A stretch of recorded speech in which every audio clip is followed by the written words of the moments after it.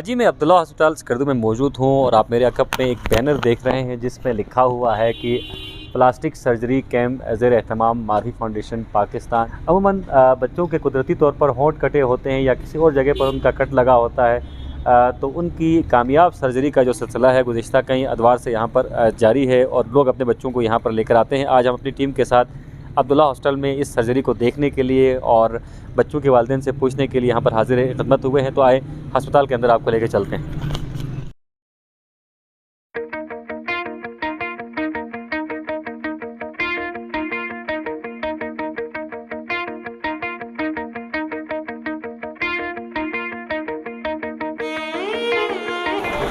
जी, इस वक्त हम ऑपरेशन थिएटर में मौजूद हैं और हमारे साथ बैनुल-अक़वामी शोहरत याफ्ता सर्जन मोहतरम जनाब प्रोफेसर मुअज़्ज़म नज़ीर तारड़ साहब मौजूद हैं और इनकी मोहब्बत है कि हर साल बल्तिस्तान आते हैं।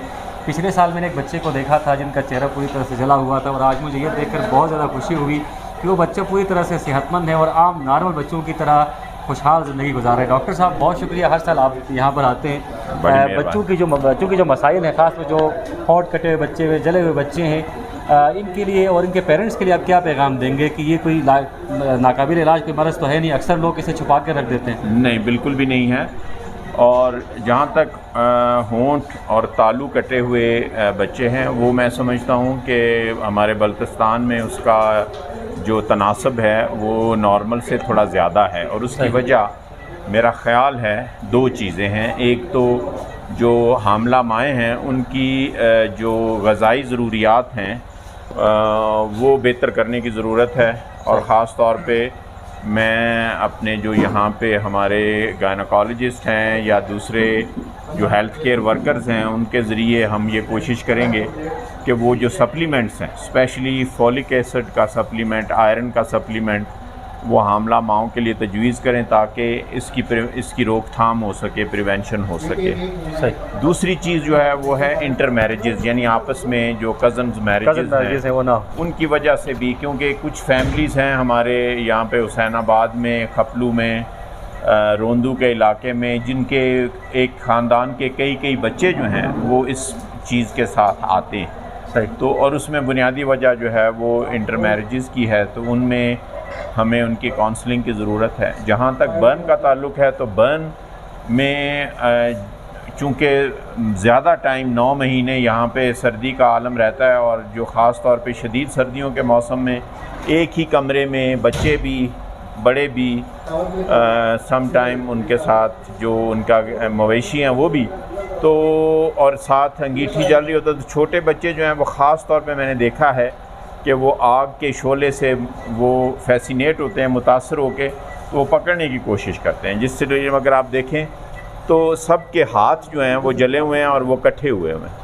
तो उनके लिए हम ये पैगाम है कि इस चीज़ की ज़रा रोकथाम रखें, ख़याल रखें, बच्चों को अकेला ना छोड़ें। तो बाकी ये जो चीज़ें हैं ये अब आहिस्ता आहिस्ता यहाँ की जो माशी और इक़्तिसादी हालात बेहतर होने से इंशाअल्लाह मुझे उम्मीद है कि ये दिन ब दिन बेहतर होंगे। लेकिन हमारा मिशन इंशाअल्लाह जारी रहेगा। हम अरसा 12 साल से हर साल यहाँ पे कई दफ़ा 2 साल में 2 कैंप भी करते हैं और जो बच्चा जो वजाहत बच्चा जिसकी आपने अभी बात की, उसके जिस्म का तकरीबन 35 से 40% हिस्सा जला हुआ था, तो उसका जनाब बर्न सेंटर में अल्हम्दुलिल्लाह बड़ा अच्छा इलाज हुआ और भी आपने देखा कि वो एक नॉर्मल बच्चे की तरह ज़िंदगी गुजार रहा है और 4th क्लास में पढ़ रहा है, खेल कूद में भी हिस्सा ले रहा है। तो ये हमारे लिए बड़ी इत्मीनान और खुशी की बात है। सही। डॉक्टर साहब, अमूमन जो वालिदैन हैं वो अपने बच्चों को ऐसे ही छोड़ देते हैं कि जो होंठ कटे बच्चे हैं ख़ास तौर पर, वो कहते हैं कि थोड़े बड़े हो जाएंगे तो इलाज करवाएंगे। वक्त के साथ ये मरज़ क्या पेचीदा होता है, मुश्किल हो जाता है? जी, 2 चीज़ें हैं। एक तो जो होंठ कटे वाले बच्चे हैं उनके साथ दांतों का भी मसला है।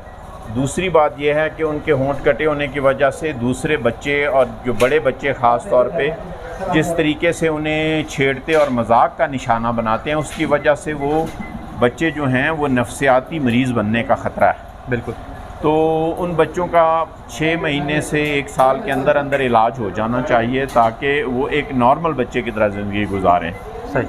और साथ साथ यूँ वो बड़े हों तो उनके जो दांतों के मसाइल हैं वो भी हल हो सकें। जहाँ तक तालू का मसला है वो अगर 2-2.5 साल की उम्र से पहले मुकम्मल तौर पे उसका इलाज ना किया जाए तो बच्चे की जो बोल चाल है, जो उसकी स्पीच है, वो नॉर्मल नहीं होगी। वो नाक में बोलेगा तो तला के बोलेगा और दूसरे बच्चे उसका मजाक उड़ाएंगे, वो स्कूल जाने से भागेगा। तो ये सारे मामलात हैं, जिसलिए इनको बड़ा होने के ऊपर करने से इतना फ़ायदा नहीं होगा। छोटी उम्र में 1 साल से पहले इन बच्चों का इलाज हो, मैक्सिमम तालु वाले बच्चे का 2 साल की उम्र से पहले इलाज हो, तो उसके खातिर खा नताइज निकल सकते हैं। सही। ये इलाज अगर प्राइवेटली किया जाता है तो कितना महंगा है? यहाँ तो आप लोग ये सर्विसेज जो है रज़ाकाराना तौर पर दे रहे हैं, आप लाहौर से यहाँ पर आए हुए हैं, जी तौर पर यहाँ के लोगों मतलब ये है जी कि क्लेफ्ट लिप और पैलेट के नॉर्मल ऑपरेशन है, वो 1.5 से 2 लाख तक लाहौर में ख़र्चा हो जाएगा प्राइवेटली उनका।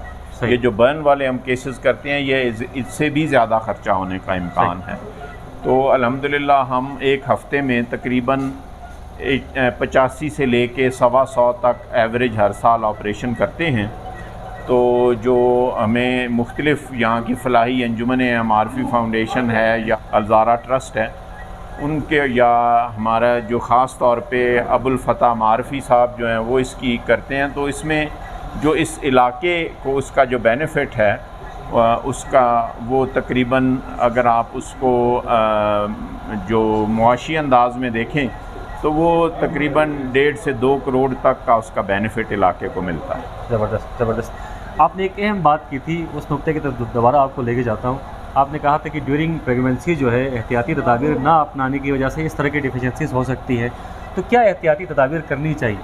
उसमें उनकी खुराक अच्छी रखें।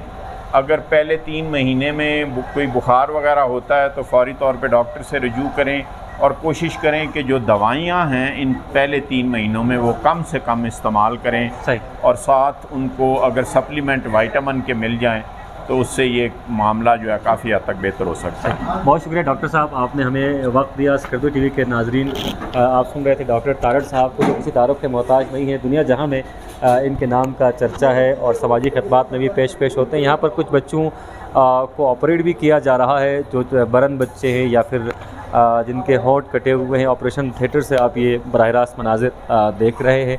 और एक बच्चे का हमने तज़किरा किया था, उस बच्चे से आपकी हम मुलाकात करवाते हैं। गुज़िश्ता साल हमने जो रिपोर्ट मुरतब की थी उसमें हमने एक बच्चे को देखा था जो तकरीबन 35 से 40% जो है वो जले हुए थे। अब वो बच्चा एक नॉर्मल बच्चे की तरह ज़िंदगी गुजार रहा है। तो आए उस बच्चे से आपकी मुलाकात करवाते हैं। जी, वजाहत हमारे साथ हैं। गुज़िश्ता साल इनका बर्न केस था और तकरीबन 40 से 45% तक की इनकी बॉडी जल चुकी थी, लेकिन अब इन्हें ऑपरेट किया गया है, इनकी सर्जरी की गई है और वजाहत अब बिल्कुल फिट हैं। आम बच्चों की तरह ये खेलते भी हैं। ये इनका फुटबॉल है, ज़रा किक मारें बॉल को। आप सेट हैं अभी? क्या तो ठीक है था? सीखो ठीक सोच में पूरा। अच्छा, शाम से ठीक सोच है यहाँ अरसा कई बात मुकम्मल ठीक गया हैं। अभी खुश हैं आप? जी, वजाहत ज़रा किक मारे बॉल को। वजाहत बिल्कुल फ़िट हैं अभी। और वजाहत से गुज़िश्ता साल ही मैंने इंटरव्यू लिया था। अगर वो इंटरव्यू मेरे पास महफूज हो तो मैं आप लोगों को सुना सकता हूँ। अभी ये बिल्कुल फ़िट हो गए हैं, आम नॉर्मल बच्चों की तरह खेलते भी हैं, स्कूल भी जाते हैं। स्कूल जा रहे हैं आप? कौन सी क्लास में पढ़ते हैं? नर्सरी क्लास में अभी हैं। तो वजाहत की तरह और भी बहुत सारे बच्चे हैं जो ब्रन केसेस की वजह से घर में हैं या जिनके होंठ कटे हुए हैं। तो इसका इलाज जिस तरह हम डॉक्टर तारड़ साहब से अंदर बात कर रहे थे, अगर हम प्राइवेटली करें तो बहुत महंगा इलाज है, लेकिन अगर आप किसी मुखय्यर इदारे के ज़ेर एहतमाम करते हैं तो ये इलाज बहुत सस्ता है। तो वजाहत बहुत ज़बरदस्त, आप बिल्कुल फ़िट हो गए हैं। स्कूल में आप अभी फ़िट हैं, खेलते वेलते हैं बच्चों के साथ? बहुत ज़बरदस्त जी। तो वजाहत के भाई यहाँ पर हमारे साथ हैं। आप मुझे ये बताएं, पिछले साल वजाहत के साथ हुआ क्या था? वो 5 किलो घी में गिरा था। अच्छा, वो गर्म तेल में गिर गए थे। ठीक, तो कितना हिस्सा इनका बॉडी का जल गया था?